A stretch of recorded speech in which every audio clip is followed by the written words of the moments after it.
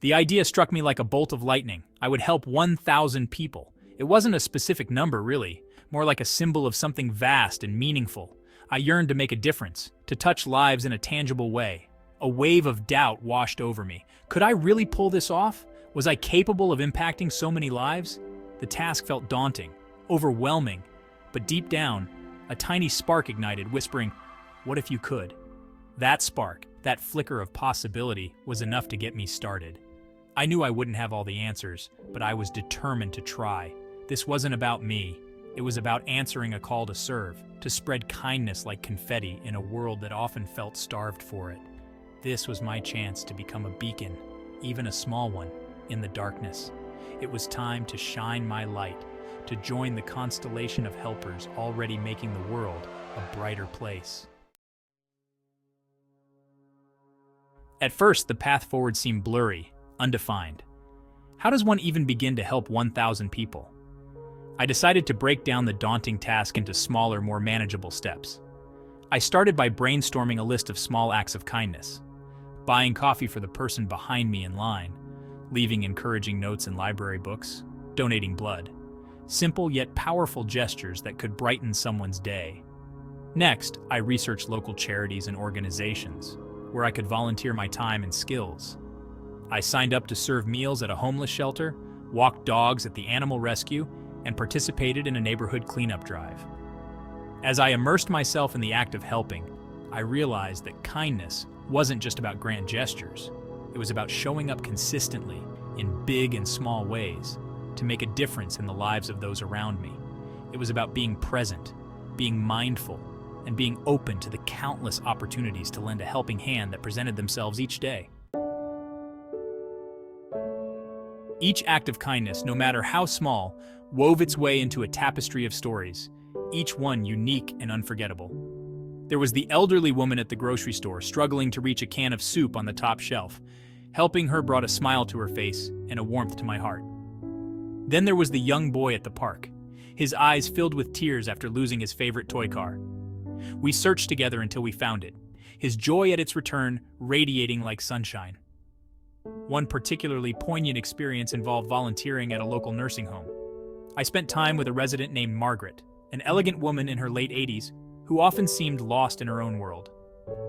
As I read to her from her favorite poetry book, a spark flickered in her eyes, and she began to recite verses alongside me, her voice filled with a long-forgotten passion. That afternoon, I witnessed the power of human connection to reawaken joy in even the loneliest of hearts. Each encounter, each story, served as a reminder that even the smallest acts of kindness can have a profound impact on the lives of others. Section 4. Facing the hurdles. The journey wasn't always smooth sailing. There were moments of doubt, times when I felt overwhelmed, discouraged, or simply exhausted. Life's challenges didn't magically disappear just because I was on a mission to help others. There were days when I felt pulled in 1,000 different directions, struggling to balance my own needs with my desire to make a difference. There were moments when my efforts felt invisible, unappreciated, like I was tossing pebbles into a vast ocean. It was during these times that I had to dig deep, to remind myself that kindness isn't about recognition or reward. It's about showing up with an open heart, even when it's hard, even when no one is watching. It's about planting seeds of compassion and watching them bloom, knowing that even the smallest act of kindness can have a ripple effect that extends far beyond what we can see. Section 5. The Ripple Effect. As I continued on my journey, I began to notice a shift within myself. My heart felt lighter, my steps more purposeful. The world seemed to sparkle a little brighter, the air filled with a sense of possibility. But the most profound change was the realization that kindness is a two-way street. For every act of giving, I received tenfold in return: gratitude, connection, a renewed sense of purpose. I discovered that helping others wasn't just about alleviating their suffering. It was about enriching my own life. It was about recognizing our shared humanity, bridging the divides that separate us, and creating a more compassionate and interconnected world. The ripple effects of kindness extended far beyond my initial sphere of influence.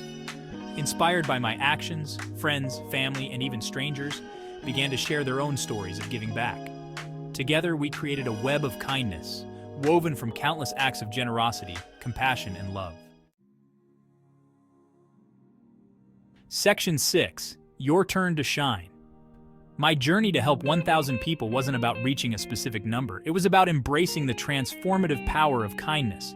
It was about recognizing that we all have the capacity to make a difference in the world, no matter how big or small our actions may seem. So I invite you to embark on your own journey of kindness. Start small. Start where you are. Start today. Offer a helping hand to a neighbor in need. Donate to a cause you believe in. Practice random acts of kindness. Smile at a stranger.